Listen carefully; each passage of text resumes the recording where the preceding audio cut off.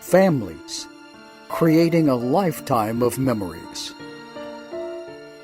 Sadly, some families are denied these important moments due to the sad practice of alienation.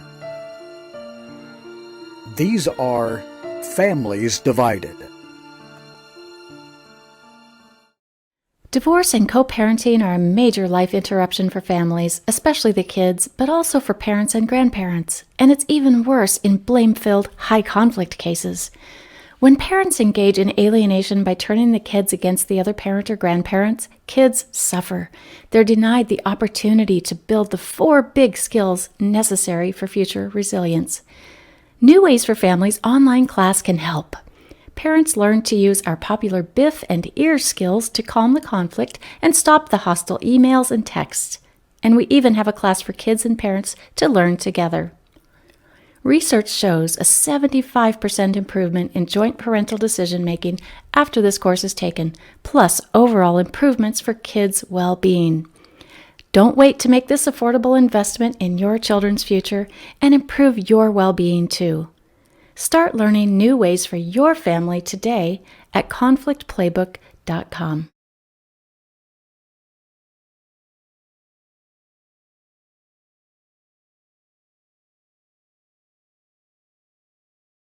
Hi everyone, I'm Bill Eddy, and I'm going to be presenting a program at the October 2023 Family Access Conference.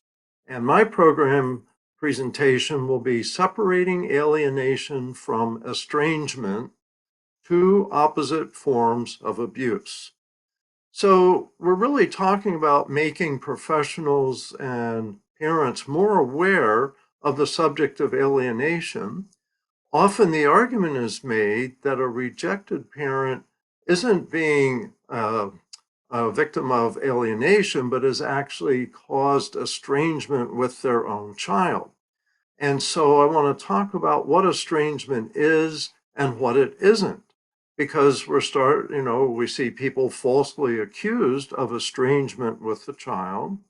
And now sometimes there is estrangement and we see people falsely accused of alienating the child.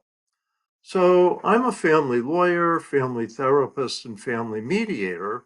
And from my perspective, I really want to explain the differences between alienation and estrangement.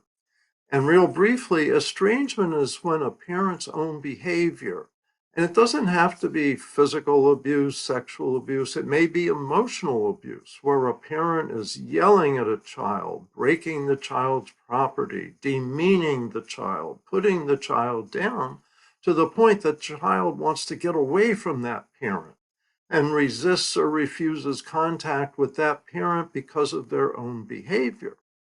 Now, with alienation, we know that one of the 5-factor model factors, number 3, is that there's the absence of abuse or neglect or seriously deficient parenting by the now rejected parent.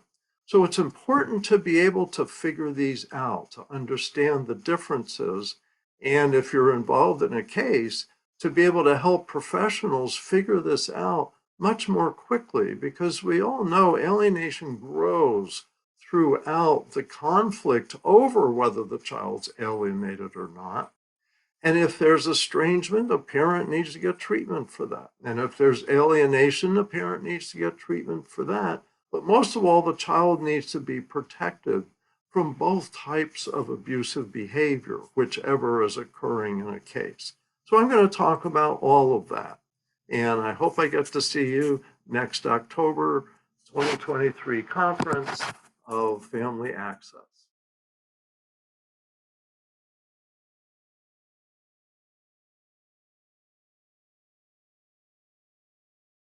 Hello, everyone.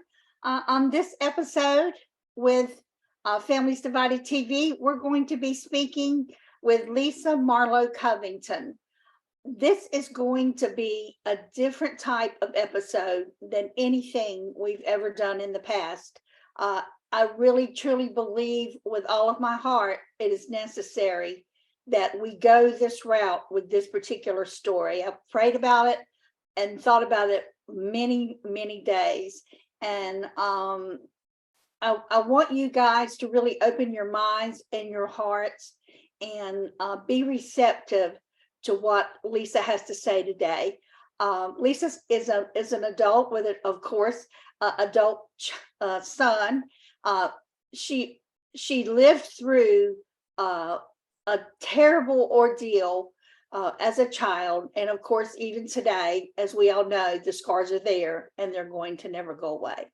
So right now, I'm going to welcome you. Hello, Lisa. Thank you for joining us here on Families Divided. Thank you for having me. I'm so glad that you're here. I'm going to start off. Your story is a bit different from what we're used to giving out here, and I know there's a lot of things that you want to let us know about this. So I'm going to let you share in your own words what happened as a child. Okay. Again, thank you so much for having me, and I really hope that this can help. This can help the viewing audience. When I was a child, I did not have at all much of a traditional upbringing. My father was an alcoholic, and my father was an abusive alcoholic. It was unusual, I think, in that he was not abusive to me. Physically speaking, I know that because of all of this, I've gone into psychology and sociology, and my specialty in psychology was actually psychopathology. So I understand that there are psychological scars, and there were psychological ramifications to what he was doing to my mother, but he was abusive to my mother. And I was an only child. He was extremely jealous, very, very jealous man. And I think that was at the root of what was happening. His jealousy of her. She was a very, very beautiful woman. And she was more successful, actually, than he was. And so I believe all of those things were probably at the root of why he was abusive to her.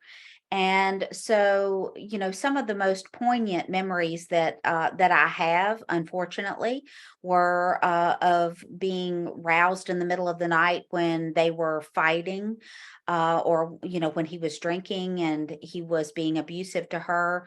And particularly, I remember there were several times when I would awaken and, she would try to have me quieted so that he would not hear, until there was a point where he would not hear us or know that we were leaving.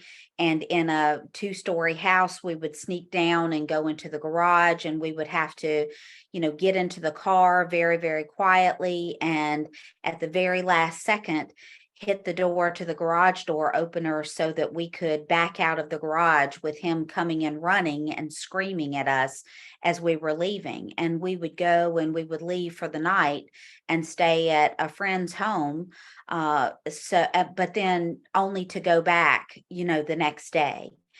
And so, of course, that's, classic, behavior in terms of domestic violence kind of behavior. She loved him. She absolutely loved him. And so that's what my upbringing was like until, we finally left. My father actually wanted her to leave the home, wanted us to leave the home. And I say that he loved me. He always called me his smart cookie, and was very, very loving to me. But we ended up leaving, and we left when I was probably about, I guess, 6 years old, and moved to Florida. This was in Georgia where we actually lived, and we moved to Florida. And so it was my mother and myself. And as a single mother, she had me in a private Christian school. I can't even imagine what that was like as a single mother. And we were headed to see my grandparents in Alabama.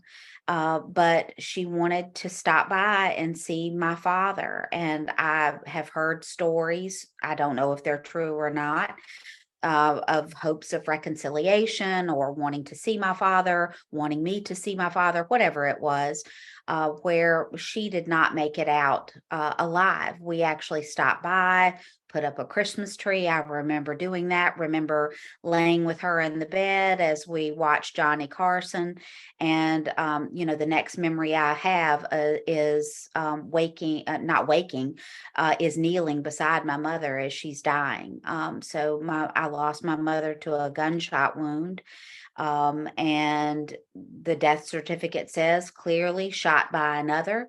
My father was dating a woman who had connections to, who had, let's just say, legal connections in the county where they lived. And so there's been all kinds of speculation about that. And the reason he was never indicted for this domestic violence issue. He went up for indictment, but he was not indicted by the court, even though the death certificate actually says shot by another. And so I went to live with my maternal grandparents. So my father's parents, my father didn't have a relationship with his parents, and so I didn't have paternal grandparents in terms of a relationship with paternal grandparents. But I had a wonderful relationship with my maternal grandparents. And it was wonderful to me that when this happened, I was able to go and to live with people who were, number one, I was just so grateful to have people who were willing to take me. I could have been in a foster home. I could have been in an orphanage. I could have been a victim of the state. And I'm so very grateful that that's not the case for me. But I was very blessed to have that happen, and went to live with the two of them that I had a wonderful, close relationship with.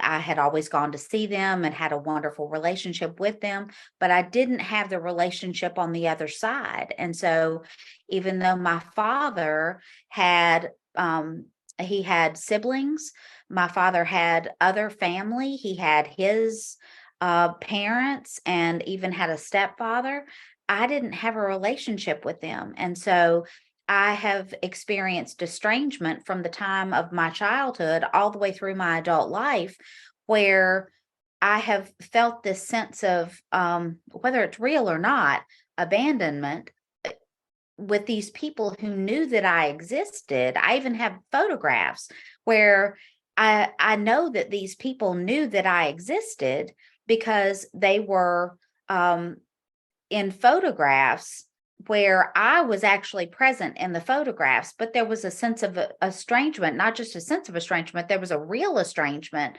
where they never sought me out to see if I was okay after these things had happened. And so as I grew into an adult and married, and then had my son, Cameron, all of those things, I was robbed of those relationships. Cameron was robbed of those relationships. My husband has been robbed of those relationships. And so it's been a tremendous amount of estrangement all the way through. And so, it's been a lot, and I've suffered other things as well throughout my life, suicide and those types of things. But these are the things that have really, greatly impacted me. I'm going to give you a chance to ask some questions too, because there have been other things that have gone on as well. I want to say to you, Lisa, before we go any further, I am truly sorry for what you've had to go through in your life. This is extremely tragic. It's a horrible thing to have gone through and deal with.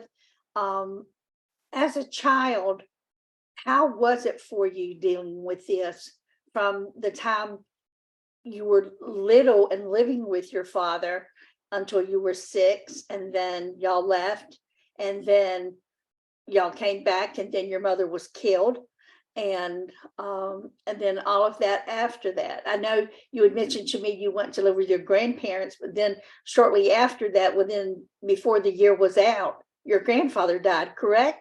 That's right. Yes. My grandmother buried my mother. I lost my mom Christmas Eve. She buried her mother in February, and then she buried my grandfather in October. So answering how I felt, it was very confusing. It was extremely confusing. So let's start with when I lived at home, when we were living as a family at home.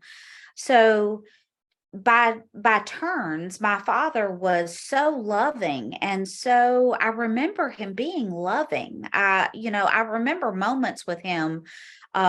It's so strange what you remember. I remember listening to Otis Redding's sitting on the dock of the bay with my daddy. I remember moments like that, and having those kinds of memories. And just really sweet kinds of moments of, like I said, him calling me his smart cookie. And then I would waken in the middle of the night, like I told you, to this monster that I didn't know. And I know that's my characterization, but that's my memory. And so, and I've learned in psychology, that's my memory, and I am entitled, to that memory. And that's what he was in that moment. He was a monster. He was someone to be afraid of in that moment. He was someone to be terrified of. I know that he could have, in that moment, before I knew that he was actually capable of killing her, he could have killed her. I knew that. And even before I even realized what all of that was. And so that was a very, very confusing kind of place to be. It was very confusing when she was dying, and I'm trying to figure out, because as I told you, I don't remember how I got there. So my memory is, it's like I woke up and I'm beside my mother, and my mother was dying, and I don't remember that. I don't remember exactly.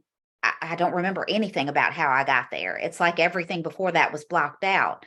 And so I'm there, and my father is trying to tell me something about she's had an accident and all of this, and then he's taking me away, and I'm just extremely confused by this, because I know in my 7-year-old brain that this is not okay. Like, my mother is, something is terribly, terribly wrong, and she's trying to talk to me, and I can't understand anything that she's trying to say. And my father's trying to take me away from this situation, and it's very, very confusing. And so then I go to live with my grandparents, and when I go to live with my grandparents, of course, and I can imagine, I can't imagine what it's like, to have your one of your only two children taken away in such a horribly tragic event at the hands of another person, and how you have to feel when you bring the child into that situation who still has a living parent that is the parent that is responsible.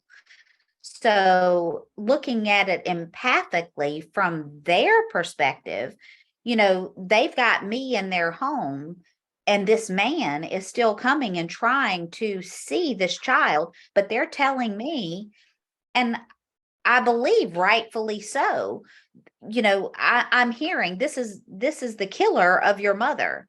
But then this man is here, and he's still loving toward me, and how confusing that was. He's fighting for custody of me, but I don't want to go because I'm afraid of him, but he's still my daddy. And that's an incredibly, incredibly confusing kind of place. As I told you, he kidnapped me once from school. And I didn't even realize what was going on. He shows up at school, he picks me up, he takes me, but he did that without my grandparents' knowledge. And then I wanted to go home. Like, it was okay. I didn't really want to go, but it's okay. And he wouldn't take me home. And then when he wouldn't take me home, and he really wouldn't take me home, now I'm really confused. Why am I scared? This is my daddy, but I'm scared, and I want to go home, and I want to go to my grandparents. And so just all of that was incredibly confusing to me growing up, before the anger started. Then I moved into a phase of anger as I got older. Right. One other thing I wanted to clarify too, you were not in the room when your mother was shot, I correct? don't know. Okay, I I honestly thought don't when we know. spoke that you had been moved to another room. Okay, all right, Well, we went to sleep in one room. okay, We went to sleep in one room, and then I have been told that that I was moved to a guest room to go to sleep, and then ended up beside her. But I have no recollection of any of that. okay, all right. And your dad, when he wanted custody, he did not get custody? No, no. The judge was actually wonderful in Alabama. Actually, I think we went before the same judge every time. I can't remember if it was twice. I know it was twice. Might have been three times that he tried to get custody of me. And I believe it was the same judge every time who actually talked to me. And my mother died in 1978. So this would have been in 1979 that this was happening. And it's really surprising to me that the courts would have actually listened to a child as young as I was, and would have sought out the opinion of a child as young as I was and listened. But the judge actually did. And I actually remember going into the judge's chambers and expressing my opinion that no, I didn't want to go anywhere. I wanted to stay with my grandparents. Okay, yeah, that is very unusual. So But he did. but Yeah. yeah, okay. Well, what do you believe are the developmental consequences of not having an extended family? Because as you were saying, you've had no connection to them at all. And I'm sure you've often wondered, why haven't they tried to reach out to me? I know you mentioned you kept Marlowe in all of your names on everything you do for Mhm. that purpose. So Yeah. tell us a little bit about that. Yes, I did that. I did that intentionally because that's my maiden name. And so, in case anyone ever wants to reach out to me and ask that question, I want to be open to that so I'm more easily found as a result of that. But I do believe that I do have developmental consequences. So, of course, this was happening in. I'm a big Ericksonian fan. For any psychologists who are out there. And so in industry versus inferiority, I was, in developing in that particular stage and developing a sense of competence, I really believe that I developed a sense of overcompetence. And so I believe that it made me extremely strong on one hand, and I'm very grateful for that. I'm a very, very strong person. My husband would tell you that. My son would tell you that. I'm very, very strong. But I believe that I can be too strong. It's very hard for me to let my guard down. And it was growing up, like it's hard for me to let I won't say it's hard for me. Well, yes, it is. It's hard for me to let someone in. You almost have to earn my trust, if you will, and let me let someone in because I am so competent. I'm so guarded. I have to be strong all the time. And I believe it's too strong. It makes it difficult for me to be vulnerable at times. And I think that's a fault. It's something that's not necessarily good. And I need to be able to let myself down. And I don't do that easily. I can understand why all that is. What is your attitude toward all of the tragedy and estrangement that you've experienced in your life? What's your attitude about that today in your life as an adult? Well, it's been hard. It has been very hard for me, but I am I'm extremely blessed. I am so blessed in so many ways, and I realize I promised myself I wouldn't cry. I realized very early, without even realizing it consciously, that my life could go two ways. And it could either go really well or it could go not well at all. It was going to be almost like a polar opposite kind of existence, where it was either going to be very good or it was going to be very bad. And there was not going to be an in between. And so that was something that has really reared its head in several different places in my life.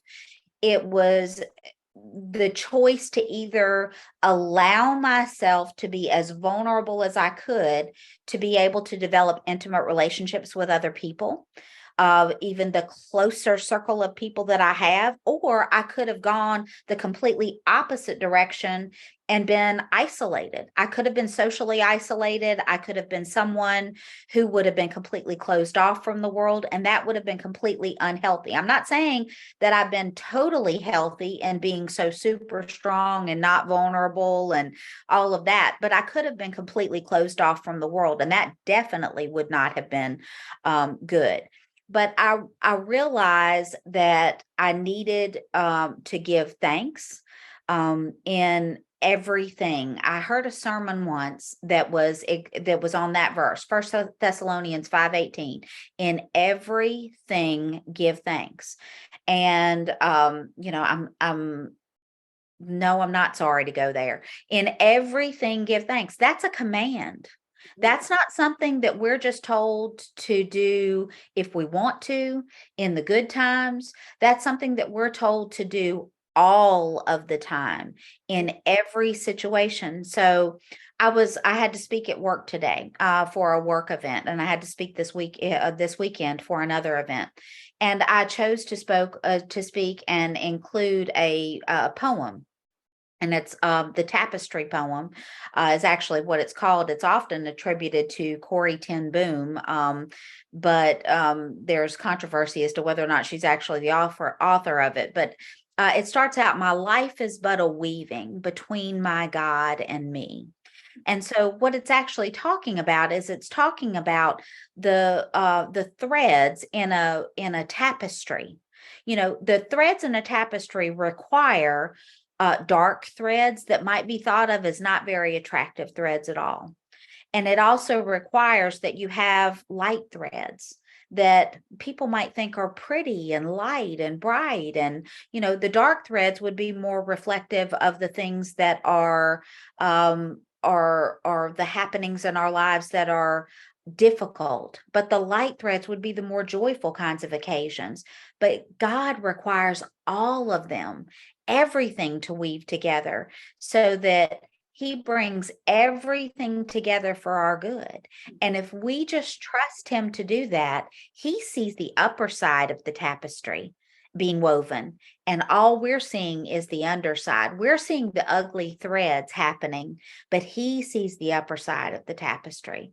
And that is what I am choosing to believe. One day the Lord is going to tell me why, and it might not be on this earth, but it's going to be one day, and it might be in heaven when I understand all of it, but I will understand all of it one day.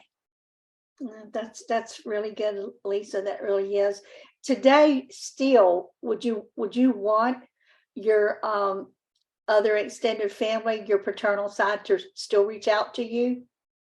I would, because I really would love for them and for other people to realize how people like me feel.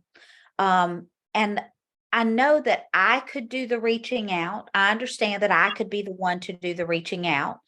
But I also would love for people to realize that it is hurtful to people like me who have gone through this type of situation, when you feel as though, rightfully or wrongfully. So I know I could be misperceiving this, but rightfully or wrongfully, when you feel as though no one cares, when you feel as though you grew up as a child, when all of these things that were completely out of your control, they weren't in my control. What was going on between my father and his parents, or my father and his siblings, or, extended family members and all this stuff. I was just a kid. I was just a kid, innocent kid, had nothing to do with all of these things that were going on, all of the fighting or the arguments or the estrangements or whatever. I'm just a kid who's the victim of this tragedy that has happened, that is growing up not completely alone, but alone. And you're sitting back and you're going through some of the scariest time in your life, wondering, why doesn't anybody care about me? Why doesn't anybody care about me? Why doesn't anybody ever think, wonder whatever happened to her? I know that child existed. Wonder whatever happened to her. And that's hurtful. That is very, very hurtful. Even at 51 years old, I still feel that pain. I'm not a 7-year-old anymore. I'm not a 10-year-old, but I'm 51 years old and I still feel the pain of that. And that's why I would love for your audience to hear that. And I would love for anybody else who would be my extended family to understand I'm not blaming them. I just want them to know that that's what it felt like. That's what it still feels like, even to this day, to know, I think you've been robbed of something pretty great, and it's something you've been robbed of, the fact that I could have loved you, you could have had the love of my family if you had chosen to be in my life. It's really good, Lisa. I want to thank you for being with us today. You've opened the door that, like I said in the beginning of this episode, that needs to be opened. And what I want to say to those of you who are watching, if you personally are a parent or a grandparent or aunt, uncle, cousin, any of those, and you've witnessed things like this, as far as being a part of it, because if you know anything about it, you're a part of it. You choose a side whether you think you choose a side or not. And I really hope and pray more than anything that people understand what they're doing to these children and grandchildren who are truly innocent beings who did not ask to be put into this situation, who don't deserve this situation because of adults who are having issues amongst themselves and can't get it together. This is where I really want you to understand, and I pray that you'll let this speak to your heart today. I know many of you are, because I get emails and texts and phone calls and all, you make it about you a lot. And I understand that. I personally can understand that. I am an alienated mom. I am an alienated grandmom who has never seen their granddaughter who's 11 and a half years old. And I do understand all of that. But what we need to understand is it's not really truly about us as much as we want to make it sometimes. It needs to be most importantly about the children and the grandchildren. What are you taking from them? What are you doing to them mentally, emotionally, and physically? What are you teaching them and through all of this? And I know you love your children or grandchildren, but the point is sometimes we don't love them more than we love ourselves. And that's where we have a problem. And I really hope and pray that many of you stop that are going through a lot of these situations out there where you're putting the child in the middle as a pawn or a piece of property, and they're being used. And that is totally not the way it's supposed to be. They're God's children.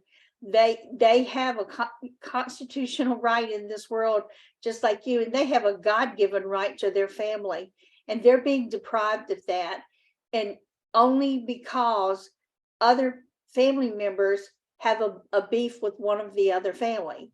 And that's wrong. There's nothing right about that. And I know everybody's got an excuse. Okay, work it out.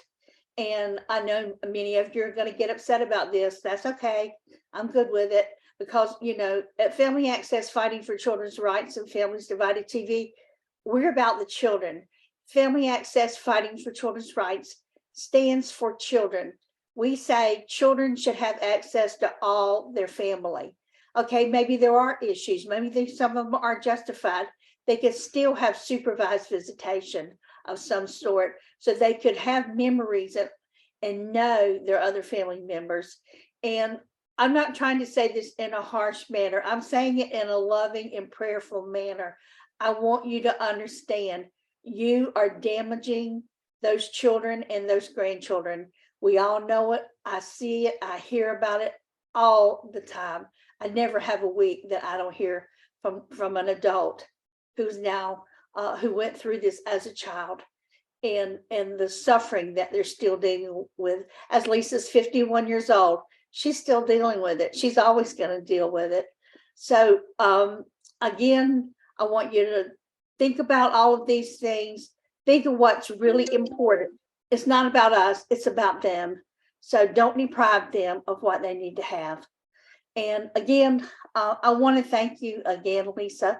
This has been a very different situation, and one we've never touched on, but I want you to know that we appreciate you reaching out, because I know it was difficult, but I thank you for sharing with us today, and God bless you and your family.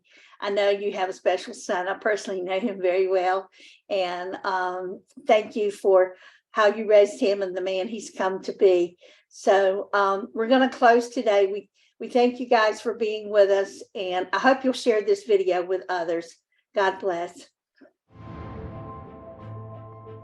Sadly, too many know the pain and trauma associated with parental and grandparent alienation. Family Access, Fighting for Children's Rights, will present an important international virtual conference on October 13th through the 15th, 2023. Alienation, the Truth Regarding the Trauma and Abuse, will feature world-renowned experts in the field of alienation. You'll join conference event coordinator Elaine Cobb and moderator Dr. Colleen Murray as they introduce you to keynote speaker Dr. Edward Kruk. Plus, you'll hear important presentations from Dr. Joshua Coleman, Lisa Rothfuss, Dr. Mary Alvarez, Dr. Colleen Murray, Bill Eddy, Dr. Noel Hunter, Dr. Sue Kornbluth, Dr. William Burnett, Megan Hunter, and Jordan Traeger. Join the many attendees already securing their spot for the conference, Alienation, the Truth Regarding the Trauma and Abuse. Visit familyaccess.info for all the details. This special conference is being hosted by Family Access, Fighting for Children's Rights, Steel Partners Foundation, and PA is CA. Parental alienation is child abuse.